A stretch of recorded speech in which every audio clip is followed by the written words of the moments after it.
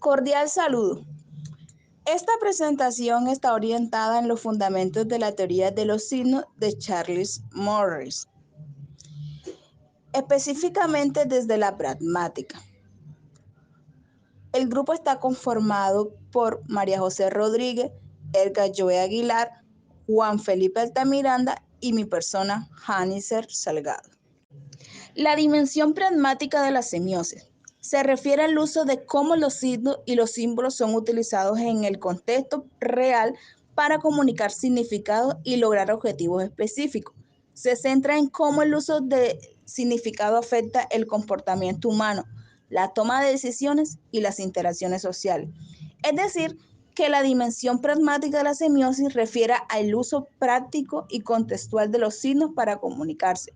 Un ejemplo podría ser el uso de gestos en diferentes culturas. Un gesto con la mano puede significar algo completamente distinto en una cultura en comparación con otra, demostrando cómo el significado pragmático de un gesto puede variar según el contexto, según la cultura y lo social en que se utiliza ese gesto. Bueno, en primer lugar saludarlos. Les habla Juan Altamiranda.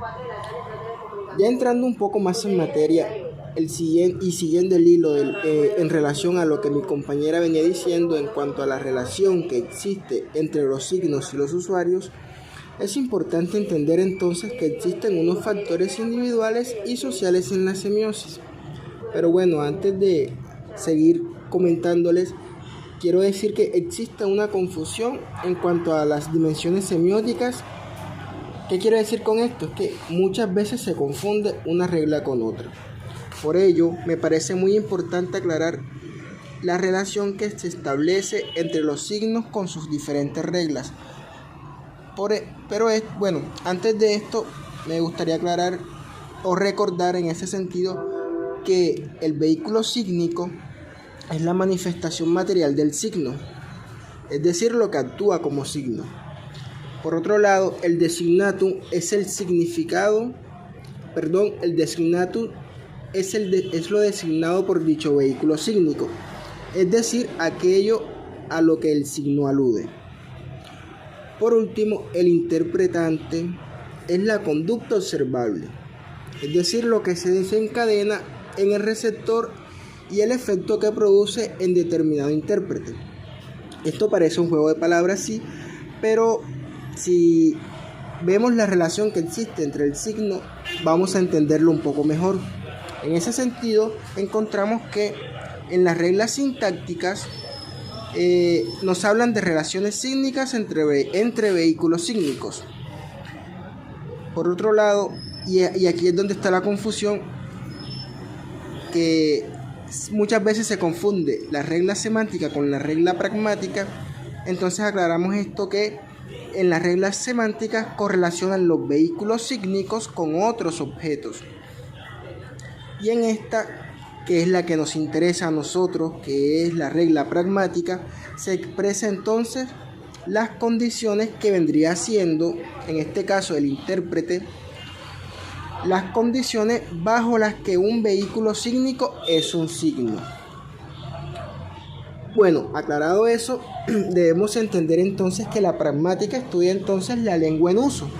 Por tanto, hay que entender que el lenguaje es un sistema compartido socialmente, es decir, que tiene reglas y características propias.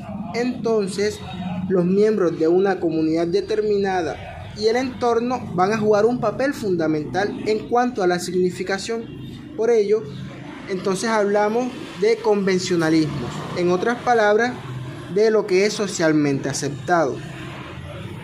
Ya para terminar, entendemos entonces que el sujeto individual, en este caso, que es el emisor y a su vez el receptor, tiene unas experiencias propias. Es allí donde la pragmática juega un papel fundamental, ya que nos muestra entonces cómo ese emisor recibe y le da significado a eso que recibe, pero busca entonces un signo común, es decir, lo que comparte con los demás. Ya recapitulando, entonces vemos que lo socialmente, es decir, desde lo social, hay hay entonces algo compartido, y eso es lo convencional, lo que es aceptado. Es decir, que cuando nosotros hablamos entonces del lenguaje, partimos de una creencia, partimos de unas costumbres y de muchos factores sociales. Y ya cuando hablamos desde la parte individual, hablamos de las experiencias, y es decir, que esas experiencias son las que nos sirven para darle significado a eso que recibimos. Eso sería todo desde la parte social. Ahora los dejo con mi compañera, que les hablará un poco de lo que son los abusos. Buenas, mi nombre es María José Rodríguez Acosta y hoy vengo a hablar sobre el uso y abuso pragmático de los signos. Bueno, el uso pragmático de los signos es fundamental para la comunicación efectiva. Los signos, como la puntuación, ayudan a clasificar el significado y la intención detrás de cada palabra. Sin embargo, su abuso puede llevar a confusiones e malentendidos. En resumen, es importante utilizar los signos de manera apropiada para transmitir el mensaje de forma clara y precisa. El uso pragmático de los signos en el lenguaje puede variar mucho según el contexto. Por ejemplo, el uso de exclamación, que como bien sabemos se utiliza en expresión de entusiasmo. Uso de interrogación es cuando indica una pregunta. Uso de puntos suspensivos es como que no sabe decir la persona o que no quiere decir.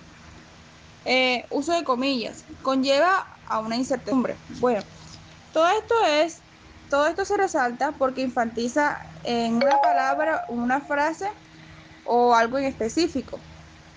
Además, el abuso puede darse por usar demasiados signos de puntuación en un mensaje, lo cual esto puede llevar a dificultar la comprensión. Gracias. Continuando con la línea que llevaba mi compañera anteriormente, podemos decir que los signos pueden usarse de muchas maneras para controlar la conducta del yo de uno o de los restantes usuarios del signo mediante la producción de ciertos interpretantes. Las órdenes, las preguntas, los ruegos y las exhortaciones pertenecen a este tipo, y en gran parte también los signos empleados en las artes literarias, pictóricas y plásticas.